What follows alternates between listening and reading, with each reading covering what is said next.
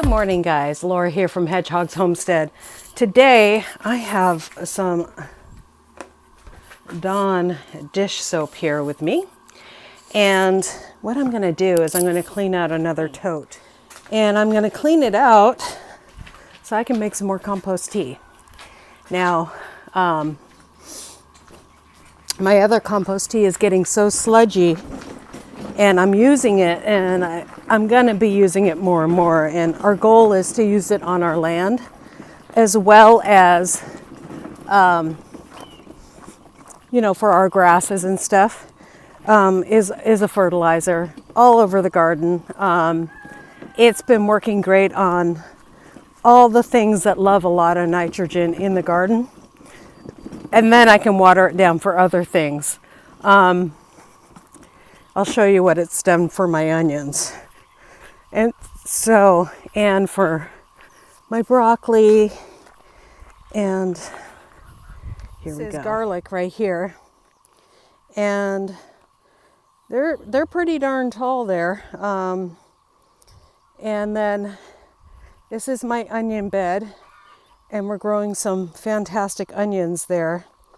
Now this was fed with duck water, or my compost tea. What I put in my compost tea is just duck water, which is water that ducks have swam in and manured in.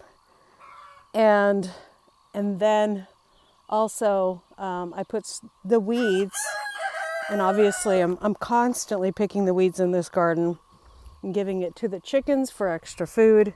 And I also put the weeds in my compost tea. It's growing some excellent broccoli heads there, and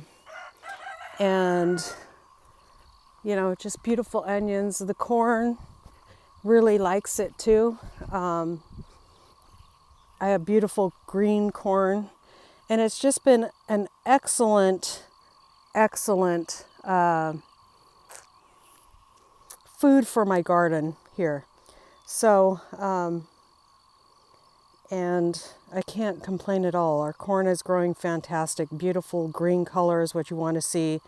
So our cabbage over here, I don't know what's going on with this cabbage head, is doing its own thing. A little defective, it looks like. Our cabbage over here looks wonderful, starting to get some heads on it.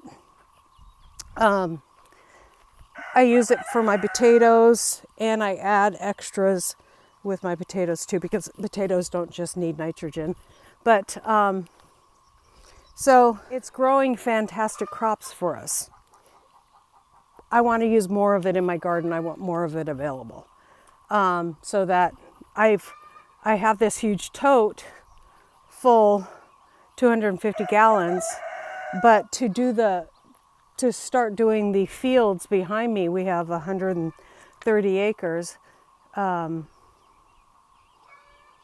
And to start to do those fields, we really need another 250 gallons. So that's what I'm working on now. So I'm going to take this tote right here. We're going to wash it out with that Dawn dish soap. And I think I'm going to move it, if I can, either behind here so that it's backed up to here. But I don't like how uneven the hill is there. I might just have to put it right next to it, right there, because that's the most even ground. So I think I'll do that. And that's my step to get into there, my little stir stick. And I just keep on adding to that. And so, and I use it a lot, and look how much there is. So because we have endless duck water, thanks to our ducks, we have a pool on the other side of our ducks.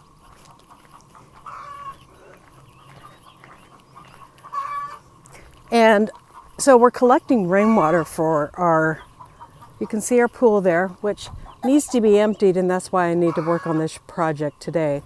So our pool's right there for our ducks, right there. And there's our duckies. And what happens, it's going to rain tomorrow, so I need to empty that pool. I always empty it right before rain. And then our roof is contoured, so it fills up that pool. So that's what we need to do. we need to get on this. So I'm gonna go get a tripod so you guys can see what I'm doing. So we'll just grab bricks and put the bricks down and sit it on the bricks like this one is, because then it can, you have a little leverage and a little downhill, so you can go ahead and fill that up. So we're gonna get to this thing here. And of course, whenever I am moving something out here on the property, I run into these beautiful black widows. They're everywhere, so got to be careful.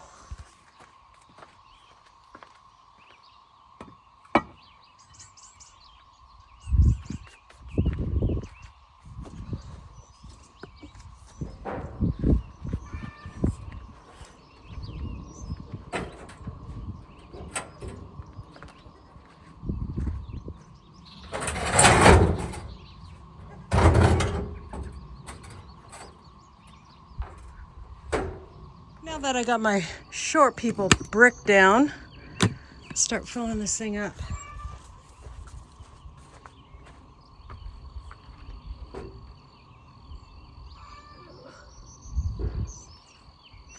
Of course, it's not level.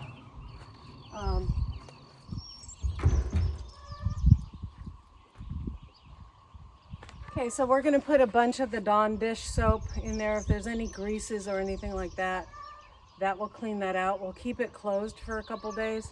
I won't be able to get that duck water this time, but I will be able to get it next time. And we'll just start going back and forth. We'll fill it. I'm going to start mowing the lawn after this next rainfall, and start filling it with greens, maybe some wood chips, but mostly greens, because if this is going on our land, we really want that green to green up our grass nicely.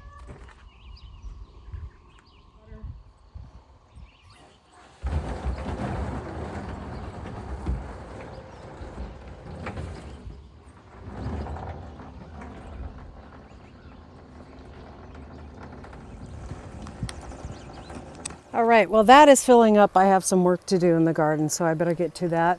I just wanted to show you guys how to clean out a tote. Now, if you could scrub that thing, with a brush inside, the only thing, I can't get the top off, or I would use sometimes you can get a narrow head of like a car brush, and you can get it in there and really scrub that out. But letting that sit in there with the Dawn for a few days, we're gonna flush that out, and then we'll probably do it one more time after that, and then start adding compost tea like we did in the other one, and we'll have that for our land. And then so pretty soon here, once the one side is full, once this one is full, I'll go ahead and say to my husband, okay, go ahead and use the old compost tea on the land and spray the land with the compost tea, and I'll just keep on making it, and we'll spray sectorants and say, okay, we did this area, next time we do this area, that kind of thing. And we'll be adding nutrients to the soil, what it needs, because right now, as a homesteader, we're not going to have enough animals that it's going to change this land quickly. We are going to move the pigs around once they get a little bigger, once they're about three months old. We'll be moving them and using them to till up our soil. And then I can also, put some of this fertilizer when I put some grass seed down, or after that grass seed starts to come up, I can put some of this fertilizer on that area. Because once they clear an area, I'll rake it out. I'll put some grass seed, some clover, some stuff like that on the area that they cleared out. And we're going to just do 25 by 25. For the 3 pigs, so we'll move them probably every 3 days whenever my husband's home. And once they've cleared up the area, then we can go ahead and throw some quick grass seed down and cover it with straw and fertilize it as soon as it starts coming up with some compost tea. And well, actually, it won't even need the compost tea when the pigs have been on it. So we'll be spreading that manure around. that they have dropped. Because pigs do it in one corner, we will have to spread it around too. It's not like they're just going to do it everywhere on that patch.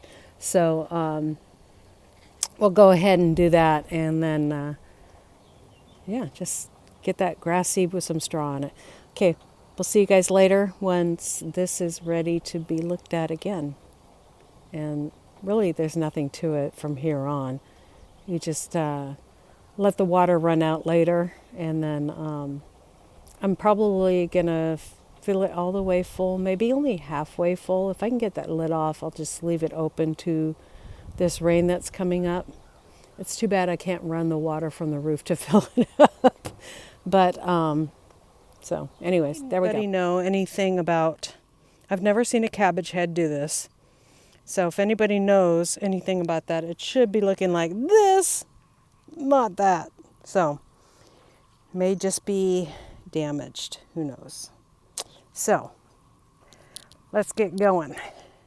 So, wood chips, I'm just going to continue to add them to my beds in areas where, like maybe I'll throw some down in here in the onion bed, but I think I want to wait for the onion bed to be done, the onions to be done and picked up.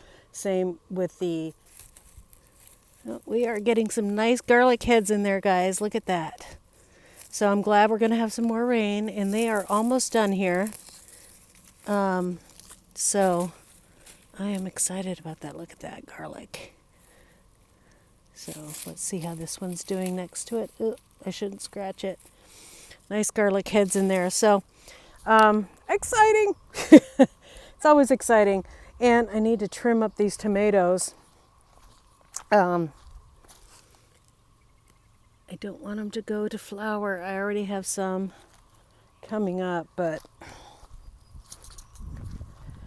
no flowers yet. These are indeterminates, or I wouldn't pull the buds off. If you have a determinate tomato plant, which are most of the ones that you buy in the store, I don't know why. I did get these in the store. I usually do my own tomatoes, but I had a rough year with starts because I had gnats really bad. The indeterminates will keep on putting on fruit and growing as long as the weather's nice until they get diseased, but the determinate will only put on so much fruit. So unless they're very young, I wouldn't take off the flowers. That's just my advice. So I'm getting this done, and then I'm going to throw it on that bed, or maybe this bed needs a little more, or maybe that bed. I don't know. We'll figure it out. So the tomatoes that I dug up that were in that compost have a little flea beetle damage, but they are looking good and happy to be in this ground. So need to pick some more lettuce. I've got some flea beetle damage on my lettuce. I might just cut those off, and since they're so damaged, and let them come back like this one. I cut that one off, and we'll see if it happens.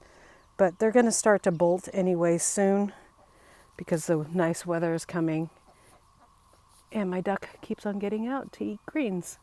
Isn't that lovely? Isn't that lovely? Anyway, so I'm going to figure out where I'm going to put this, and happy that things are growing well. Oh, and the water is filling up, and you can see how dark that is. That's from the chemicals that were in that. I'm going to smell those chemicals a minute and see what they are. Well, the nice thing is they don't smell like oil. They don't really have a smell at all to them. So maybe it's molasses or something. You think molasses would have a smell to it. So we're just filling that up with water, continuing on that, and I'll probably only fill it up halfway today and then halfway tomorrow because we don't have that much water. My hand's feeling a little, I don't know what it is. We'll see you guys next time here on Hedgehog's Homestead. God bless.